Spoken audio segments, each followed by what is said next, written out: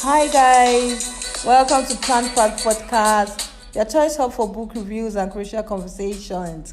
Guys, guess what? This is the 67th episode of Plannedpath Podcast. Like, are you serious? It's 2021. I mean, if I was more consistent, maybe we should have been 100 or something now. But yes, that's not an issue. The important part is that this year has been our best year yet, and next year will be better than this year.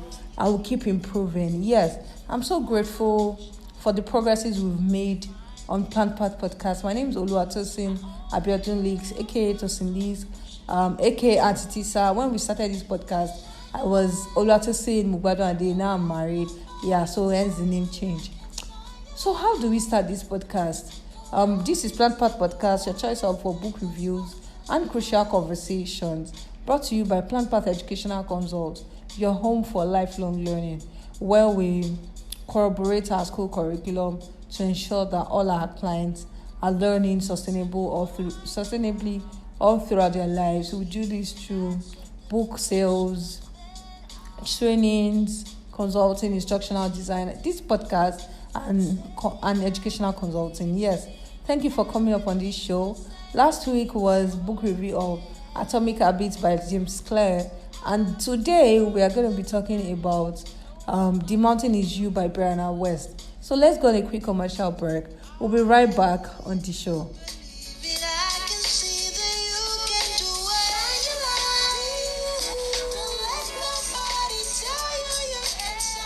Shine your light, oh, that's Asha singing for us today. Don't let anybody tell you can't shine your light.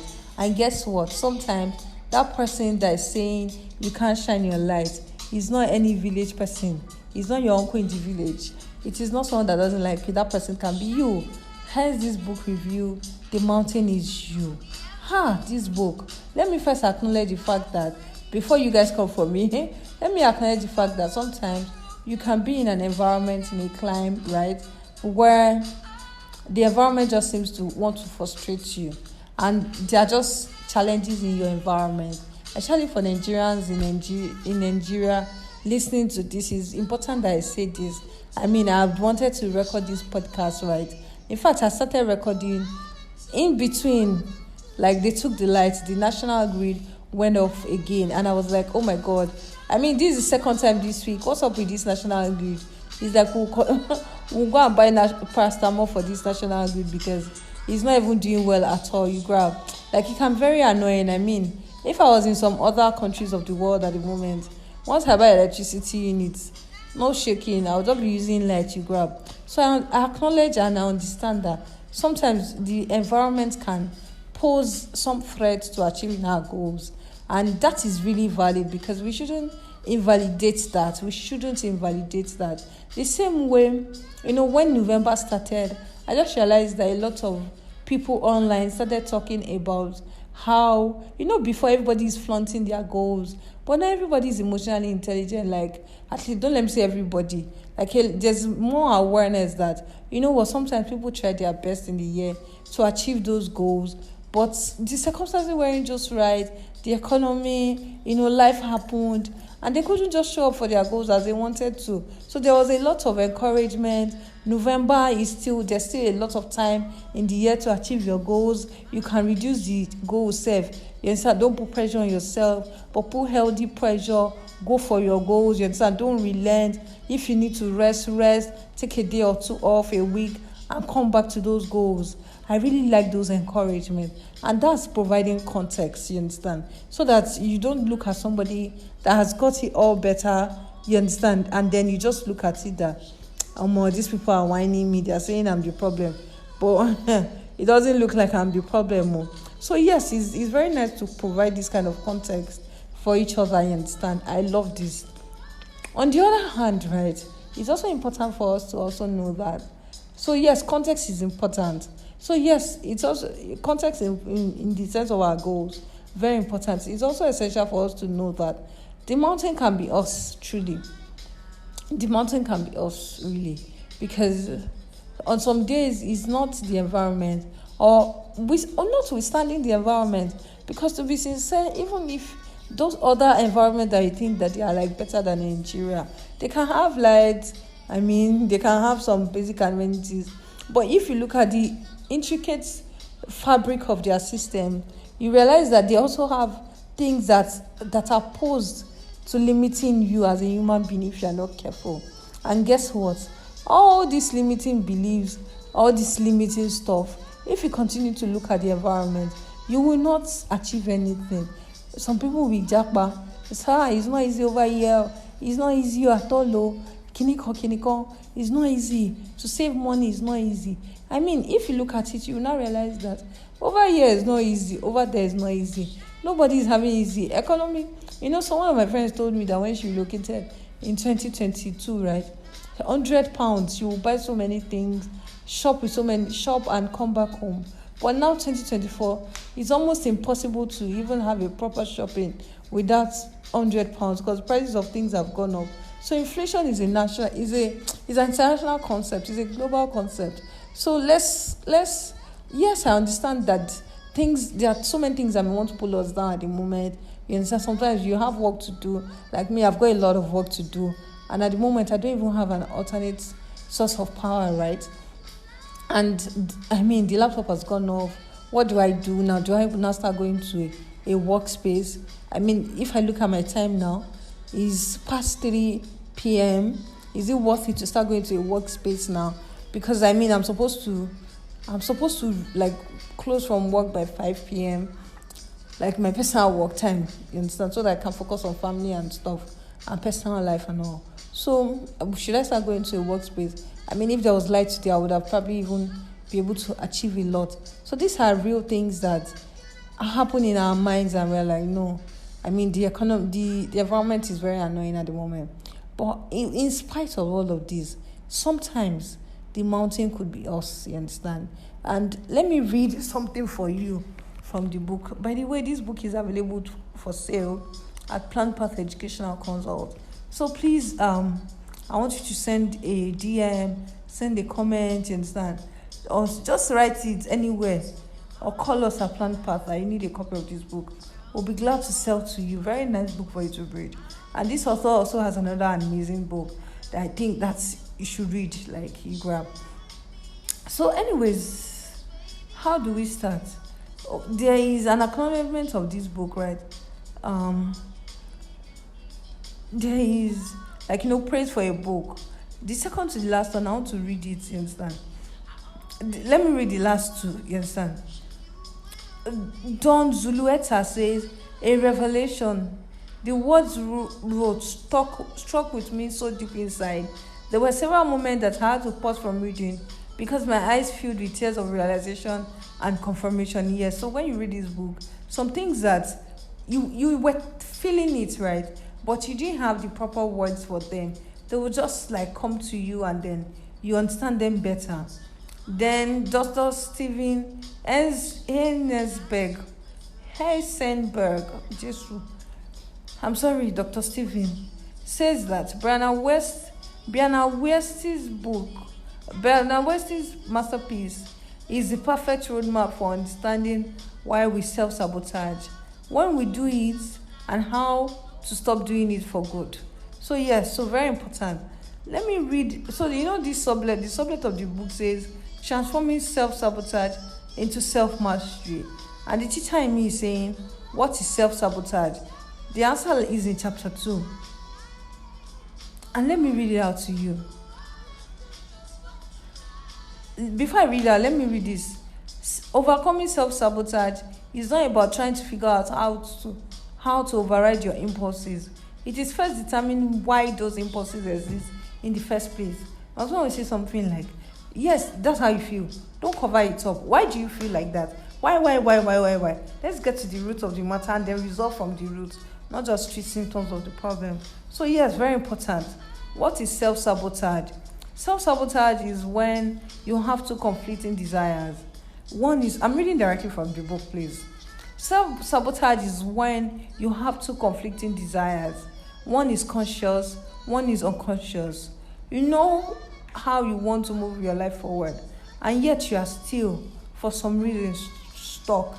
When you have big, ongoing, insurmountable issues in your life, especially when the solution seems so simple, so easy and yet so impossible to stick with. What you are, what you are not, what you have are not big problems, but big attachments. People are pretty incredible in the fact that they basically do whatever they want to do.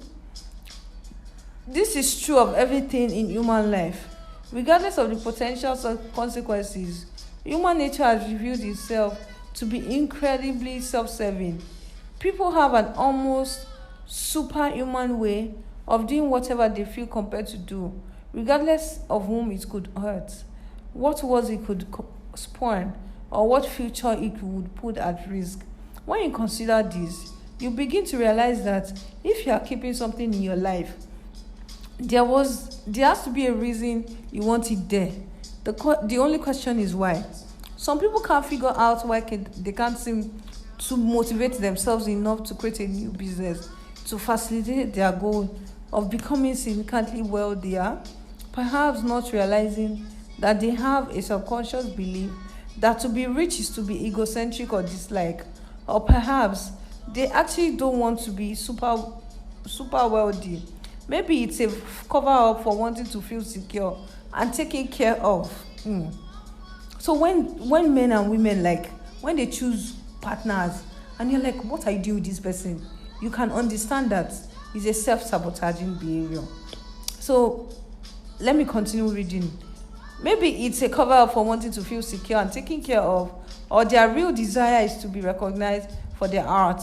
And as this feels too unlikely to ever happen, they fall back on a secondary dream that doesn't actually motivate them.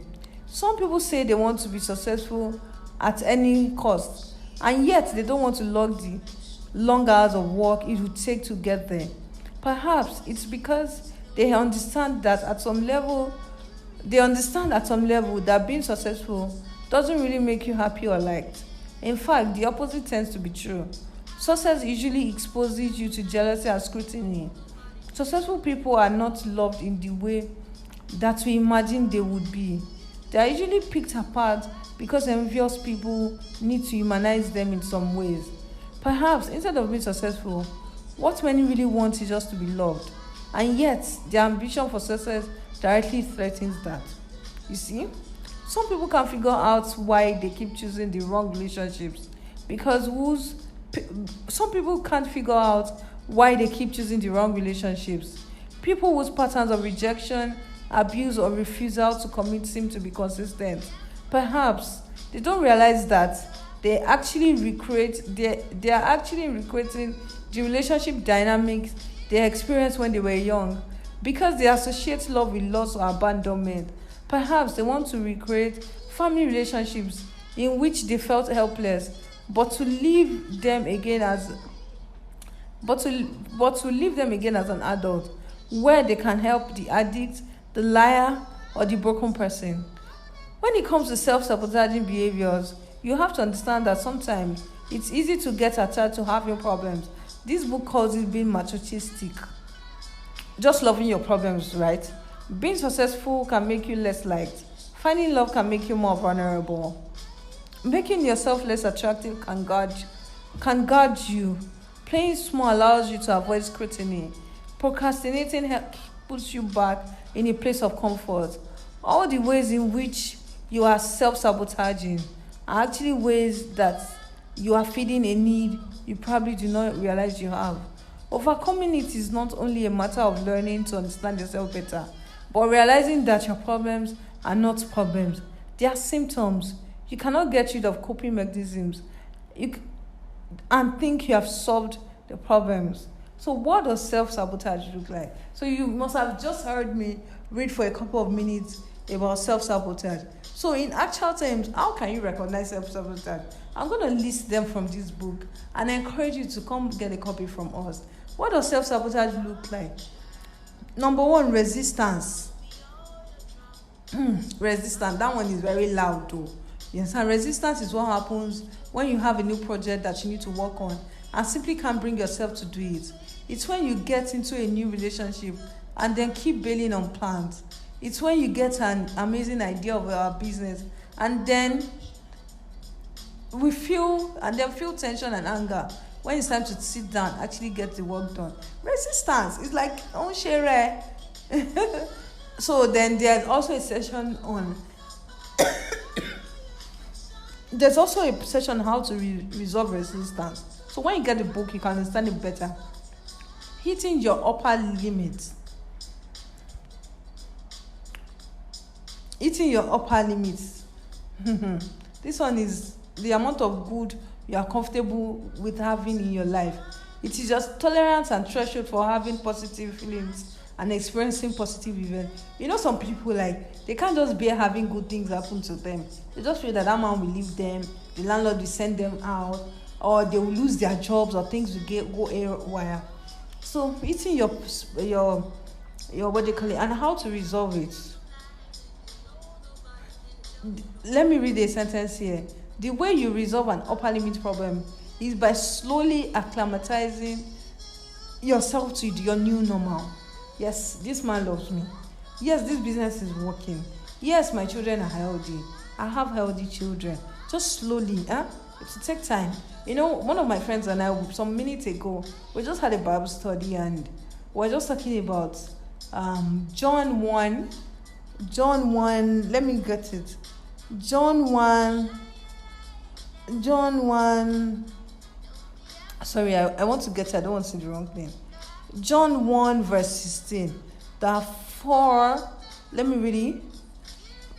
For out of his fullness, the superabundance of his grace and truth, we have all received grace upon grace, spiritual blessing upon spiritual blessing, favor upon favor, and gift heaped upon gift. And we're saying sometimes we don't act like this. So because maybe we don't believe, so the experiences of our lives have not proven to be true with respect to what God is saying. But slowly in our mind, we need to allow it sink in. Maybe just repeat it to yourself. When things happen, when you even flop, you just repeat it. Oh, I've actually received, and this is who I am now. Uprooting. Uprooting means you're always beginning your new chapter. You're always just beginning your new chapter, but never really finishing it. People just start projects and don't finish. It's a real issue.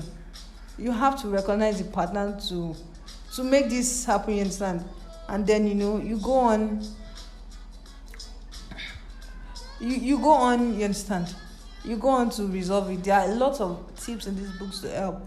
Perfectionism, like what Don Zueleta said. You just look at yourself like, this is me. Perfectionism. When we expect our work must be perfect the first time we do it, we end up getting into the circle of perfectionism. Perfectionism isn't actually wanting everything to be right. It's not a good thing. In fact, it's a hindering thing, because it sets up unrealistic expectations about what we are capable of and what the outcomes of our life should be. Like, I know somebody that is saying that they will bake this year, 2 weeks to being blown, 30 days to be being blown, 60 days to being blown. I'm like, calm down, do the work. Don't expect, this is your first year in this field. Just do the work. At the end of this year, if this person doesn't blow in their own way, this person has done amazing work, and this person just is still waiting for an idea of blowing. I just hope the person is fine anyway. So, perfectionism holds us back from showing up and trying, or really doing the important work of our lives. This happens because we are afraid of feeling vulnerable, or being as good as we want others to think we are. We end up avoiding the work that is required to actually become that good. We sabotage ourselves because it is unwillingness to show up and simply do it again and again that ultimately brings. We sabotage ourselves because it is the willingness to show up and simply do it again and again and again that ultimately brings us to a place of mastery. So how to resolve this? Don't worry about doing it. We're just doing it. Do it. I just remember, like, for instance, I'm actually lying down on the floor and doing this podcast, although my head is tilted up, and I'm just talking in my natural tone. Yeah, there are actually days I have to retake my, what they call it, this podcast, you understand? Do more than one takes. It happens at times. But I realize that what I'm enjoying is the fruit of just showing up since 2021. Just doing it. This is the 67th episode, and I'm just doing it. It's just happening, you understand? So perfectionism is a self-sabotaging behavior, really. um Limited emotional processing skills. That's so, see, that's that is so self-sabotaging. Justification, like people that always have explanation. Some of us, disorganization, Jehovah Lord, help our lives. uh-huh. uh, so yeah, a clean, organized work space for both work and living is essential to thrive in. I don't remember going to any rich person's house, wealthy person's house, and her place is not organized. My house is not disorganized. Anyways, this means that a tidy home, clothes that are easy to reach and put together each morning, a clean kitchen, and an organized desk. Paperwork should be filed in one space. Your bedroom should be calming, and everything should have a home that it can return to at the end of the day. Without cleanliness, we create fewer opportunities for ourselves. Nothing positive nor beautiful flows from chaos. Deep down, we know this. Often, we are self-sabotaging through disorganization. It is because when we are very clean or organized, we get an uneasy feeling. That uneasy feeling that is what we are trying to avoid, because it is the recognition that now that everything is in order, we must get to work on doing what we need to do or who we want to become. When we leave our spaces messy, we are always a few tasks or priorities away from stepping out and showing up. Honestly, that's the truth. I can't cope with disorganization, honestly, because I realized that organization can just change your game. Wake up and lay that bed. Lay that bed. Even if you're not using the bed, just lay it and open the doors of that room. Open the windows. Let light come into the house. Let fresh breeze. Fresh breeze. When everywhere is in chaos, you can find a place to stay. People will often ask me how I manage to mostly work from home. My office is in the house, and I'm like, if everywhere is arranged, you will work. If everywhere is arranged, you will work, because you realize that you don't have any bin to throw away, you don't have clothes to fold, everything is in order. So what do you now want to do with your life? You stand up and just get the damn work done. I mean, you can't even sleep again, like you slept. Your eyes are heavy, so stand up and walk. So yes, that is something that I've told you the ones that I'm having issues with. Attachment to what you don't really want. But sometimes some of us want to do entrepreneurship, and we need to make money to take care of ourselves in the moment. Attachment to what we don't really want, that's self-sabotaging. Judging others. I realize that in my house we can so judge. And it's something that I continuously am working on to ensure that I just leave people to be wherever they want to be without judging them. So one of the things this book is saying, that we should practice non-judgment through non-assumption. Instead of reaching a conclusion about a person based on limited information you have about them, consider that you are not seeing the whole picture and you don't know the whole story. When you are more compassionate about other people's lives, you become more compassionate about your own. Yeah, very true. I'm seeing this in my life. When you see someone who has something you want, congratulate them, even if it feels hard at first. It will extend back and open you up to receiving it herself. Pride. Pride. Guilt of succeeding is self-sabotaging, and the examples of how to resolve it there are like tips. Fear of failing. This one. Downplaying. I mean, you tell somebody you did well, and this person is just saying, no, don't worry. Say thank you. You're welcome. Which is, thank God, don't mention it to, I beg. Unhealthy behaviors and how to resolve it. Being busy. Being busy, like always busy, it's not a virtue. It just tells me that you don't know how to manage your time. Yes, please. I know some people make it look like being busy makes you important, but my self-esteem is not tied to that. I beg. I can be happy in my life without always trying to look busy to other people, please. Spending time with the wrong people, worrying about irrational fears and least likely circumstances. How to tell if you're in a self-sabotaging cycle. That's the place you need to buy a copy of this book, actually, because we need to know when we are in that cycle and how to come out of each instance. And this book has like some other chapters that they are really like, they say solemn assembly. Ìpàdé tó ní rònú. Your triggers are the guides to your freedom. Your triggers are the guides to your freedom. Those triggers you're having, you understand? Those negative emotions, anger, sadness, guilt, embarrassment, jealousy, resentment, regret, chronic fear, you understand? Our internal guidance system whisper until they scream. Yeah, so pay when you read this book, please pay attention to this. This is a book you should read slowly, like read, examine yourself, continue. Then chapter 4 teaches you how to build emotional intelligence. That's how to emotional intelligence is the ability to understand, interpret, and respond to your emotions in an enlightened and healthy way. You understand? Yeah, so your brain is designed to resist what you really want. I think I want to close with this because something happens to the human brain when we get to what we really want. When we imagine what goals we want to achieve, we often do so with the expectation that they will elevate the quality of our lives in some tangible ways.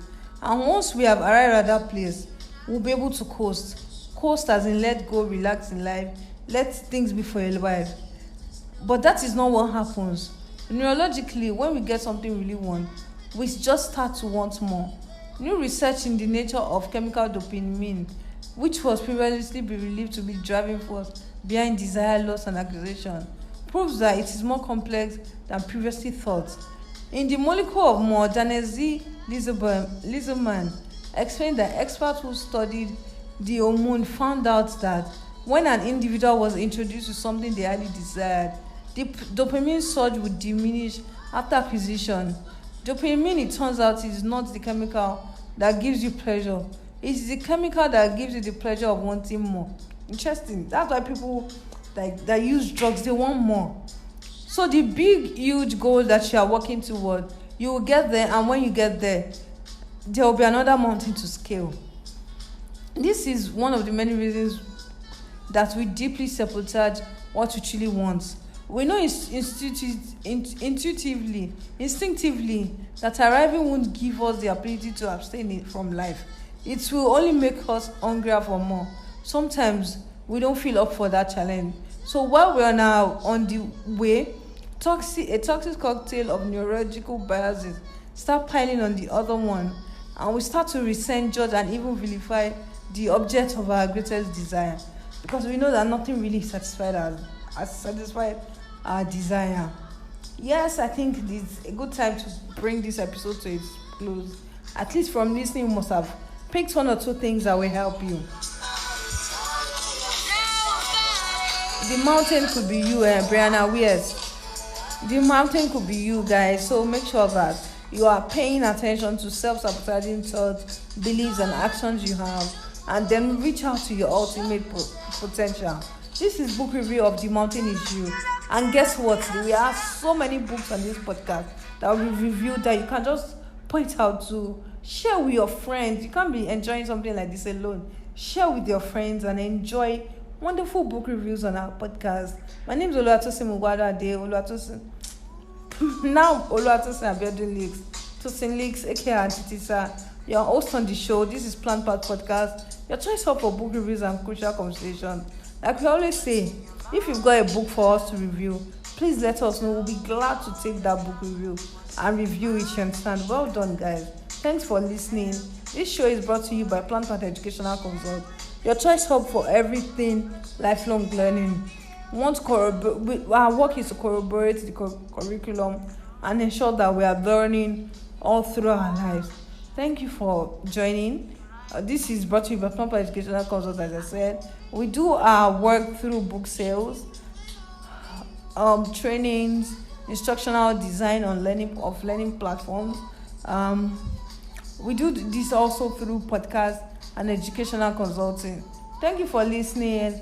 Remember to like this episode, comment. If you have a book for us to review, let us know. Or if there's something in education you'd like us to discuss, we'll be glad to discuss it with you. My name is Tosin. Take care of yourself. See you in the next episode. And remember to shine your light. Don't let yourself be the mountain that is stopping you. Shine your light, guys. Shine your light, guys. Love you.